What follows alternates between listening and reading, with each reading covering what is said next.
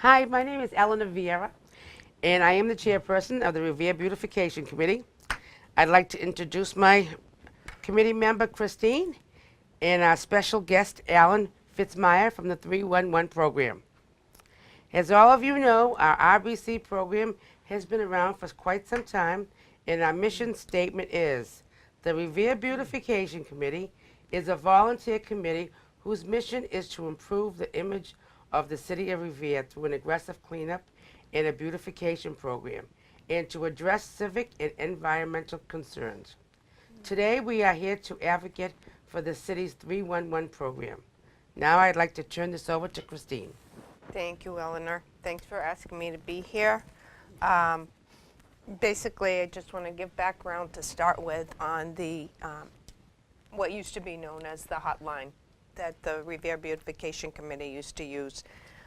This was a way for residents to report issues through the RBC anonymously, and then the RBC would take the issue, bring it to the city, and then we'd have a monthly meeting and look at the issues and get them to resolution.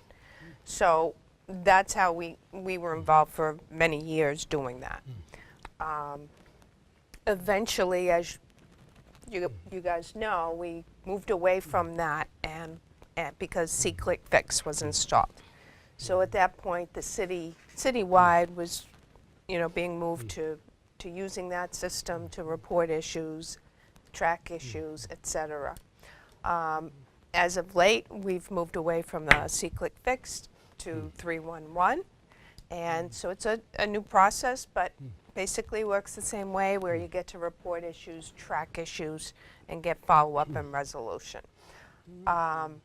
So 311, Allan, you're going to talk more about the details of how it works, but in a nutshell, you can utilize it on your phone via an app, or you can utilize it on your computer via an app, or you can place a phone call directly to the city. And Allan will get into that.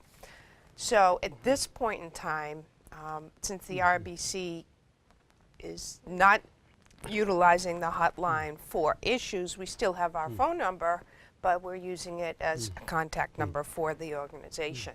So to anyone watching this that used to use our number for issues, we still check messages, we still retrieve messages, and if that were to happen, we'd certainly take that on. But the goal is that everyone utilize 311. So we have in the past had our hotline number on our business cards. That'll change. It'll just become our phone number. So this is really exciting for us because we had to put in a lot of work to have a spreadsheet, track issues, follow up, etc. So this is really terrific that the city has taken this on. So basically, we just want to let people know how we moved away from the hotline and what we're doing now, and we want to give people an opportunity to hear the details of the system and how they can use it. So I'll turn it over to Allan for that piece. Great. Thank you for having me. And 311 is basically just an easy number to remember. What we really are is the Mayor's Constituent Service Center for residents to have a convenient way to report issues that need attention, to ask a question, to find out about city services, to make suggestions. Back in the late 90s, the city of Baltimore's 911 system was being inundated with calls that were not emergency in nature. And so the mayor of Baltimore suggested coming up with 3 digits for residents to call and report non-emergency issues. When Mayor Arrigo was first elected to the Revere City Council, the first motion he made was to explore creating 311 for Revere. And we're really on the forefront. We're one of only 15 cities in the Commonwealth of Massachusetts to offer 311 services for our constituents. Our goal is to provide easy access to contact City Hall. We've all had an issue that we want to report, and we didn't know, well, who do I call? Do I call the DPW? Is that the building department? Or you call and you're transferred. With our system, you call us.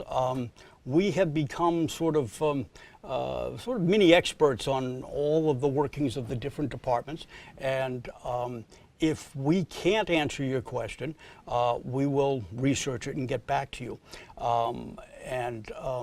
We primarily deal with issues related to DPW services, the Inspectional Services Division, and the building and the capital waste collection of trash and recycling. But we get a wide variety of calls, everything from directing people to social service agencies. People will call up and have to, they just moved into the city, they don't know the bus routes. And one of the things that residents encounter is there are other jurisdictions in the city that control roadways. For example, the DCR or the Mass Department of Transportation. So people call the city, and it's not our responsibility, but we will take the ball and call that agency for the constituent and report the problem. Another very important component is the tracking of the particular issues. There are basically three ways to use the 311 system. During the hours that City Hall is open, we have a call center that is staffed by myself and two colleagues, and we answer the calls live, and you can remain anonymous. Many residents choose to, but if you would like to give your email address or a textable phone number, you'll receive a documentation that your issue has been reported and a service code, and then you can follow that. Anytime activity is worked upon on that particular issue, you'll receive a notification, and when the work is completed. Once we take that information, it's routed to the particular department who will actually do the work. And one new improvement that we have is all of the DPW supervisors and foremen are now carrying cell phones that get the work orders immediately on their phone. So we might be taking in a call about a pothole on Sargent Street, and the DPW crew might be 2 streets over. And they go and they complete the work, and then they close the issue. We get the report that the issue has been closed. And each week we meet with the director of the DPW with the ISD folks, and we go over the open issues.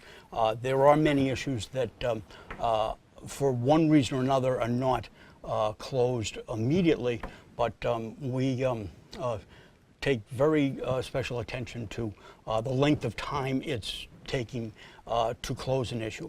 And that data is analyzed by my boss, Ruben Cantor, who's the director of the Innovation and Data Management Department. And the mayor and Ruben and the department heads look at this information and say, gee, there's a critical need in this particular area, or we're doing really well in this area. So the technology has really made things easier, but also the live person at the other end of the phone as well. Sounds That's good. great. Yeah. And I should also add that when we are not there answering the calls live, if you do call our number and it is an emergency like a water main break or a tree branch down, the call can be routed to a live operator who will then contact the on-call person from the DPW who will be dispatched to take that issue.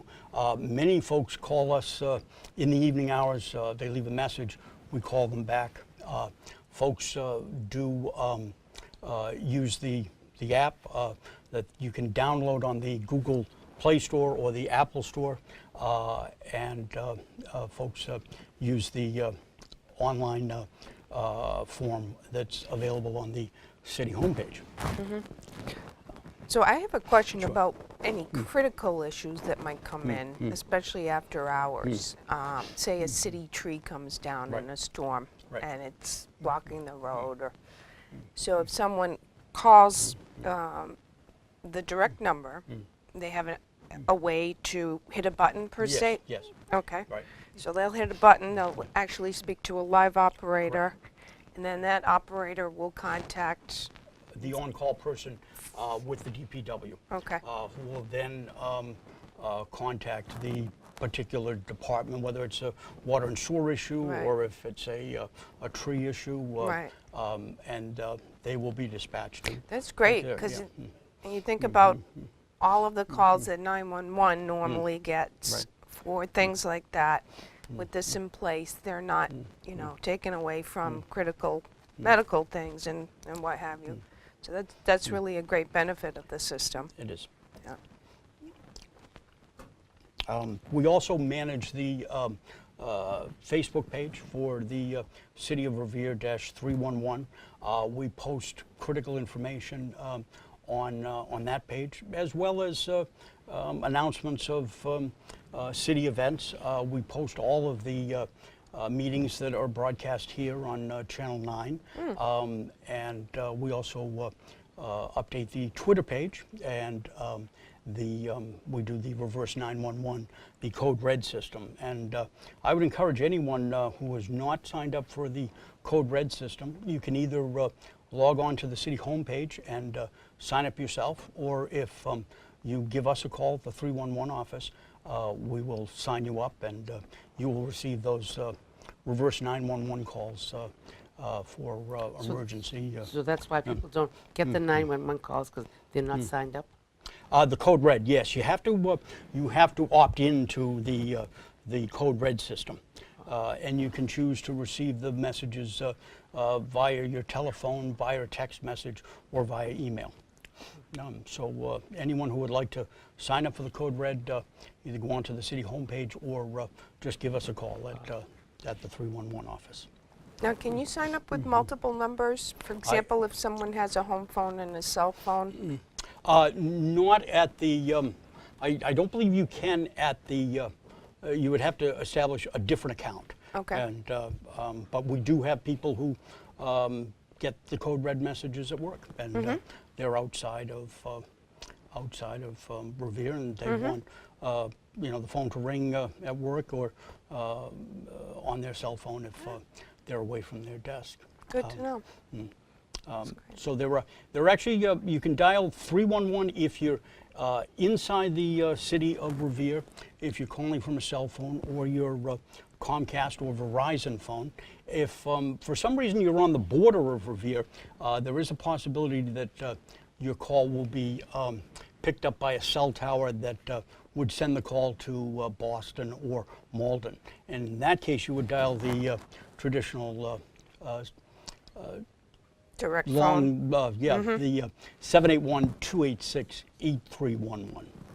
Okay. And if you were to reach a neighboring city via 311, you'd be aware of that, because their message, yes. they'd say Right, this is right. the city of Boston. Exactly, Okay. and we get a lot of calls from residents in East Boston, and we either transfer them or give them the number to call directly. Okay. Great. So it's Yeah. working well? It is. The response has been great.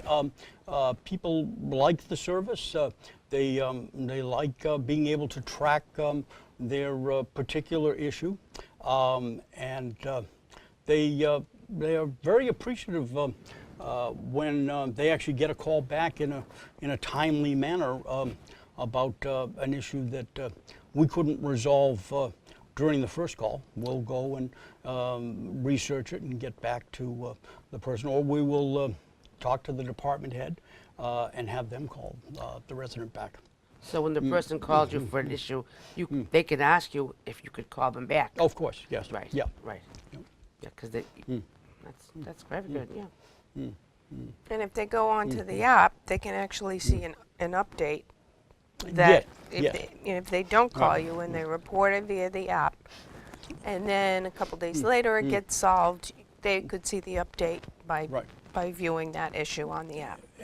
Exactly. But during the call, we can give them their service request number, and if they access the service through the online method, they could see the documentation, or they could just call us up and say, "Gee, I called about the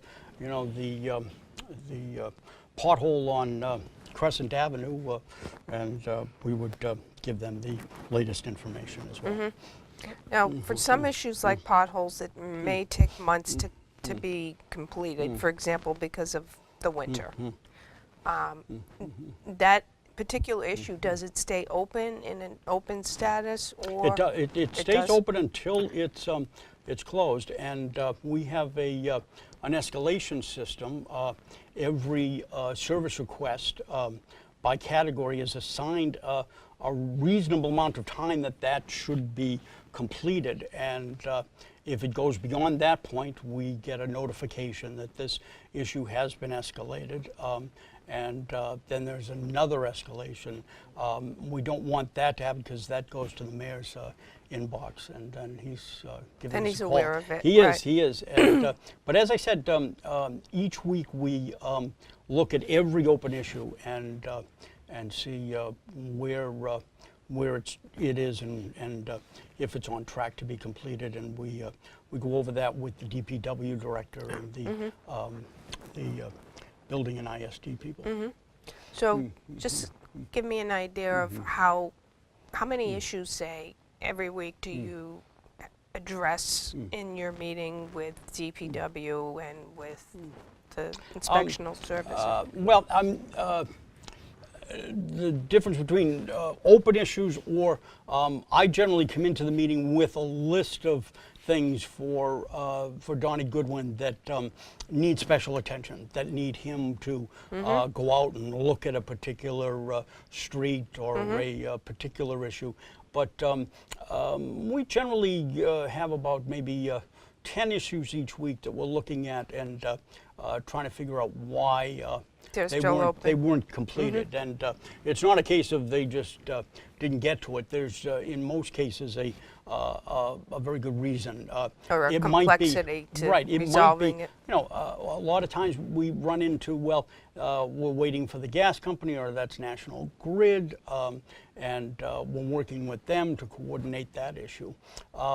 Another category that we get a lot of calls on is streetlights that are out, and a lot of people don't realize that the city does not own or control the streetlights. They're all owned by National Grid, and when residents call, if they can provide the pole number, that's always beneficial, because National Grid tells us that the bulbs are different in various lights, and they come out during the day and they don't know, they want to make sure they have the right bulb. But if you have a street light that's out, just give us a call, and then we contact National Grid for you and follow up with them if it's not fixed in a reasonable period of time. Is it preferable to call 311 for that, or should people call National Grid directly? As they like. If they would like to call us, we'll do it Either for way. them. Yeah. But a lot of people are, busy, and they're in the car or going, and they see the street lights out, and they just call us, give us the street address and the pole number, and we'll take care of it, and we'll follow up on it. Terrific. It's an easy way out, you know. If you don't have the National Grid number, so you call 311, and they'll take you. The service is there. Let's take advantage of it, you know. Yeah, Yeah, very helpful. Very good, yeah. So, well, I think it's a great thing, and I'm hoping the people out there will take advantage of it, you know. Like I say, all you do, folks, is just dial 311, and somebody else. It can't be easier. Can't be easier. Yeah. You know, you get a live person, and he talks to you, and everything works out, and you can get it. He can call you back for your issue, and it works out good. So I think the city's going to get cleaned up a lot faster, And so, you know, I encourage all you people to work out. And anything else you have to say, Well, Alan? I mean, it's great working with organizations like yourself, and I'm on the Beachmont Improvement Committee, but it's activists in the community who take the time to make a difference that you know, impacts everyone. If it wasn't for people like you, you know, some things just wouldn't get done, because you need people advocating, you need people who you know, take the time out of their day to make Revere a better place for all of us. And Right. you know, some people call and they say, well, you know, I don't want to be that person who's complaining or anything. We never consider a call from a resident a complaint. It's a concern, and we live. Everyone in the office lives here in Revere, and we see the same things. Right. Well, a lot of people feel like that. I remember years ago I used to Yeah. feel like that. Yeah. I'd hate to complain and this and that, but this is the service for Right. the city, Exactly. and it's for the people, and, Right. and Right. that's why the people should Right. really Right. take advantage of it. Right, You know. right, and that's So, what you we're know. there for, and we're freeing up people in the individual departments to do the work that they specialize in. You know, there is no longer a need for someone at the DPW to be answering the phone all day. Right. Right. They So, have not- yeah, they should have an increase in terms of productivity Productivity. because they're not answering the phone and Right. responding to Exactly. residents. And They're- we're they're- seeing that. The data shows that potholes are getting fixed faster. And I'm not saying that's because of 311, but potholes are getting fixed faster. The sign department's productivity is up.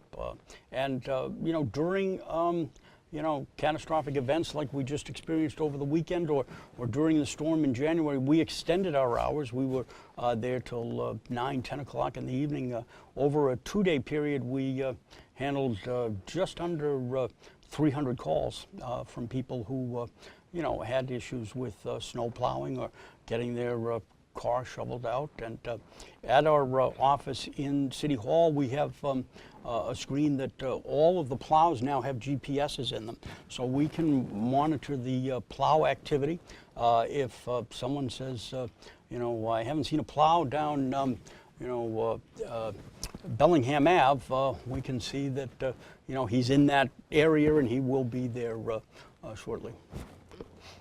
Sounds good to me. Very good. Well, you know, I think I'll wrap this program up, and I'd like to thank the both of you for coming and sitting through this. And I hope you people out there have a better understanding about how 311 works, and that you'll take advantage of it. And also, I'd like to also say is the RBC. We'd like to ask you people to check out our website and our Facebook page, and we meet on once a month, and we're looking for volunteers. And like I say, once again, thank you very much. Thank you for having me. And don't take advantage of, please take advantage of the 311 system. It really works.